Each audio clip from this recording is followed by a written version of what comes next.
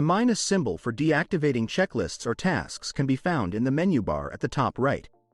Deactivating only affects current tasks and checklists. Future schedules are not affected by the deactivation. If the checklist overview is active, you can select which checklist you want to deactivate in the next step. Once a checklist is already open before you click on the minus sign, you can now choose whether you want to deactivate checklists or tasks.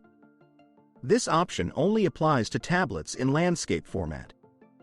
After selecting tasks or checklists, the next step requires you to either select a predefined reason or add your own under Other. Finally, enter your name in plain text, sign and confirm your entries.